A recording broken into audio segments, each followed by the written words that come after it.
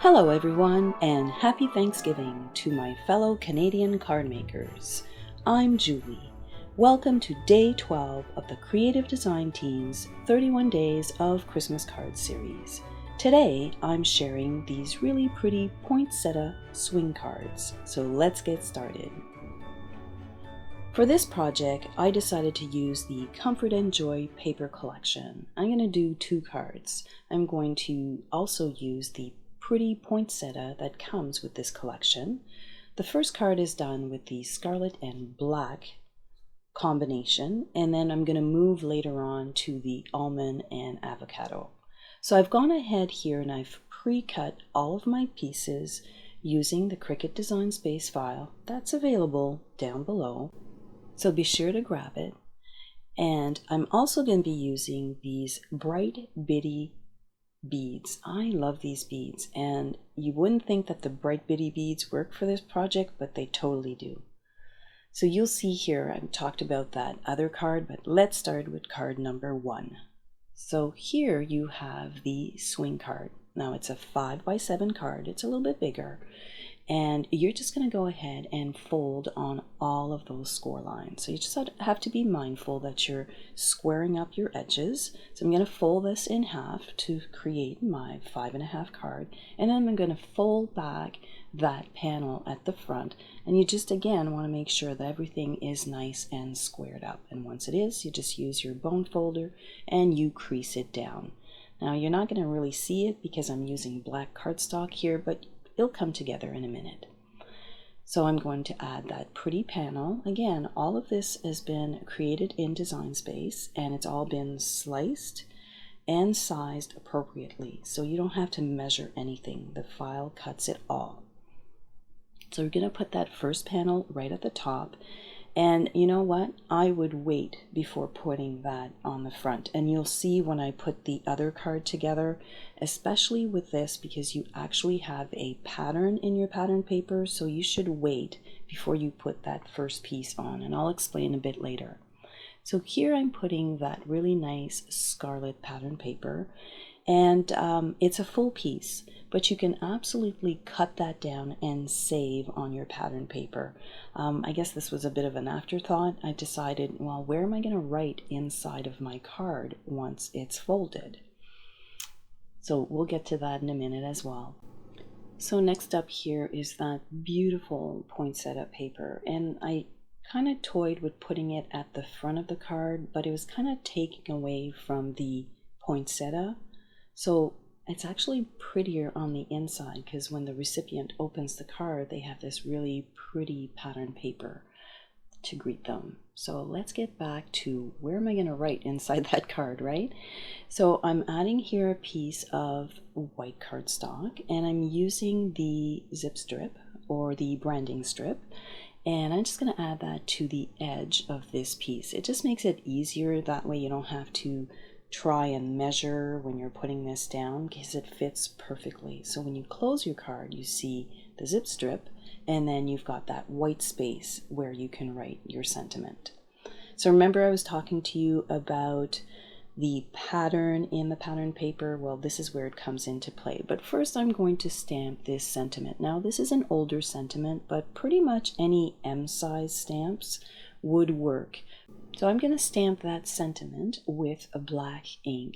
And I was kind of reminded a while ago, you know, how do I get that nice and juicy? And I remind myself, swish, swish, tap, tap, swish, swish, tap, tap. So you see me kind of swishing my little image on the ink pad, and then I'm tapping it down. And that way you get a really nice, clean impression pretty much every single time. So that looks really good. So we're going to add that to that circle. And again, you kind of have to line up your circle with that pattern paper. And I guess the crafting fairies were on my side because it actually worked out in this instant, but I'll show you how to make sure that it works out in card number 2. So you're going to want to stick around to see that. I'm going to add this beautiful center piece here, and it's white, and I'm just making sure it's all lined up with the edge of the black circle. And like this is coming together really nicely. So let's start forming this beautiful poinsettia. So I've got this little foam pad here. Oh my gosh, I've had this forever and I love it. I use it when I do all of my flower shaping. I'm going to use a little stylus here, and the idea here is that I'm going to make the veins inside of each of those petals. So I go in the center once and then I just flick on the outside. Like, there's no real rhyme or reason. It's not perfect and I'm not applying a lot of pressure. I'm just kind of breaking up the fibers of the cardstock, and I'm adding a little bit of texture to that flower. I think you've seen Andrea do something similar. So we all kind of put our own little spin on these flowers, and you get to benefit and see which one you would prefer. So here I've gone ahead and I've done all of the veining if you want, and I'm going to come back with black ink. And you're probably thinking, black ink on a flower? Yep, I'm going to ink distress that little poinsettia with black, but a very, very light touch, like definitely less is more. And I've gone ahead and I've kind of rubbed some of it on like just a scratch piece of paper on the side, and I'm not putting a lot of ink, but I am hiding all of those white cores that are coming through. And I'm even adding it to those little branches here. So the next step is I just take like the handle of a paintbrush and I kind of squish up on all of those little leaves or petals, sorry. And when I kind of bring those up, I can see a little bit of white core. So I just take my little tool and I add a little bit more ink on the side. So far this is pretty easy, right? So we're just kind of covering the edges. And if you don't mind seeing the white edges, you can skip this altogether, but I really like the finished look and it's worth it for me anyways. This is not a card you'll probably mass produce, but this is definitely a card you're going to give to a special friend or parent or someone that appreciates cards, handmade cards that is, right? So here again, I'm just curling back on each of those petals, and I'm just curling back with my bone folder and pulling them back, and then I just kind of put it on my little mat and I just kind of squish it in the middle because I want to make a little cup so that I can add all of those little beads inside. So I'm going to glue all of those pieces together, and I'm just going to use Tombow liquid glue. The reason for that is that you can actually manipulate your flower and you can turn your pieces around so that they are not overlapping, that they're all different. So I'm going to add just a tiny little bit, and you see that I'm not adding a whole lot. And we're going to assemble that really pretty poinsettia. So I'm adding just a tiny little bit of glue in each of the centers, and I'm kind of moving them around just to make sure that all of those petals are not on top of each other. So I'm just really shaping it, and you can see here that it's still moving quite a bit. And now that I've got my little foam pad, I'm going to push down a little bit more with the handle of my brush. I usually use what's on my table, nothing fancy, and I just go ahead and I shape it. So I really like to use the liquid glass for this part because when it dries, it kind of shines, so it just adds to the little beads. The little jar I'm using here, it's just a dollar store find, and I find that it's the perfect size because whatever beads don't stick down, you can just kind of tap them back into it and you're not wasting any. So I kind of like that little find. The dollar store is good for that sometimes. So let's add the poinsettia to the front of the card, and you just have to make sure that it's not going to catch on that circle part.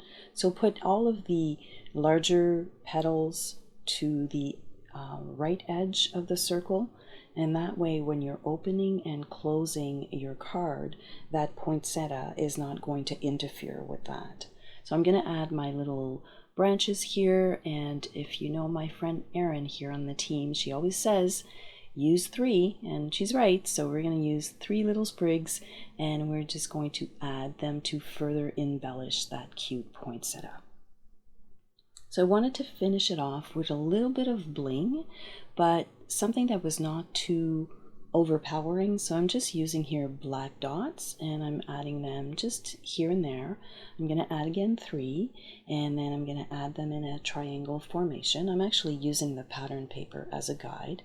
And there you have card number 1 using the scarlet color and black. Now see, even with the black, it still looks pretty. So let's go ahead here and let's make card number 2. I'm going to skip through a lot of the assembly, but I want to show you this part here. Remember I told you at the beginning, especially when you have a pattern paper, the first thing you want to do is add that little circle on the inside of your card.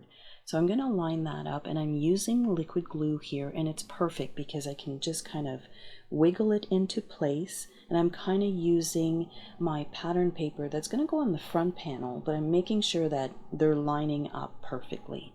I'm going to use that same stamp set in New England Ivy, and I'm just going to pop that into the center of the card. So definitely the assembly for this swing card, that's the way you want to do it if you have a pattern paper piece on the outside that repeats itself. Now this pattern paper is kind of dull. It's almond and white, and I decided, okay, let's bring out some stickles. And I just loved how this turned out. So I'm using the glistening color here, and this pattern paper has a thin line and a thick line. So on every single thin line, I've gone ahead and I've used the stickles. And you'll see here that I've got a little bit of a snag. Oops, don't worry. When it dries, it looks perfect. Now, once you try this, you're going to look at this paper a completely different way because it is so pretty, and especially this glistening gold color, it kind of brings all of the golds together. I don't know if that makes any sense to you, but you're gonna have to try it to see, because I've got those little bright beads in the center of my poinsettia that are a little bit yellow, and then I'm also going to bring in a little later the gold glitter gems, and they all work perfectly together. Now that white circle, I cut it originally, it was part of the design, and I wasn't sure if it's gonna work with the white poinsettia, but we'll fix that later. Here I'm going ahead and I'm adding a little bit of almond ink, and I'm not putting a lot, but I am adding it to the edges of the petals, and I just want the flower to pop a little bit, but it's really, really dainty and light. And I pulled here the avocado ink. I'm kind of testing it on the back side of that flower because I wasn't sure if it was going to be too much. If you've ever looked at a white poinsettia, the center of it is normally green. So I'm really, really happy on how this turned out.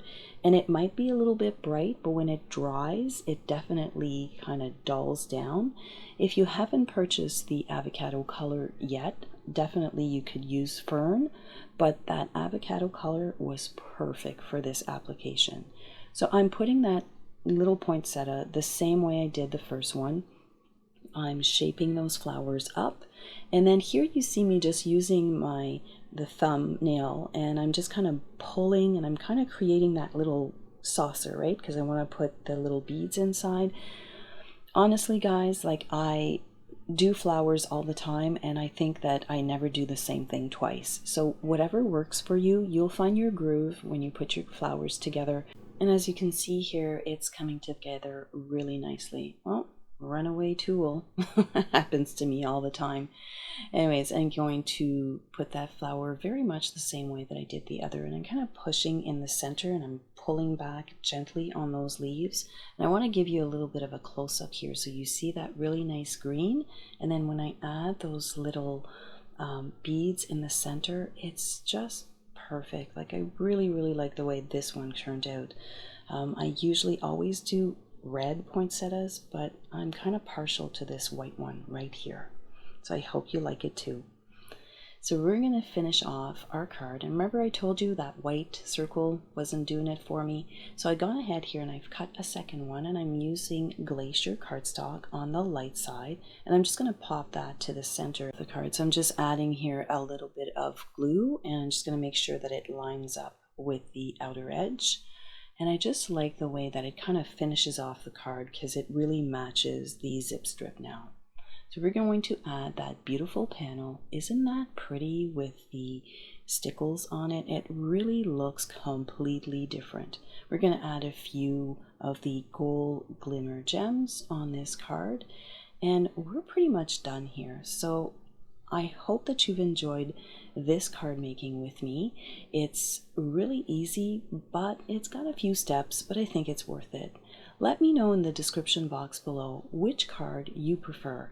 I started off with the red, but I really think I'm more partial to this white poinsettia now. So come back tomorrow and see what Katie has in store for you. I'm going to leave you with a few close-ups of those poinsettias because I really think that they turned out really pretty. So you've got these two beautiful cards. Can you believe it? It's the same paper pack. So here you've got that really pretty white one, and then here's the red one with the black edges, and I think that it looks pretty cool. Thank you so much for hanging out with me today, and don't forget to subscribe to all the Creative Design Team's channel.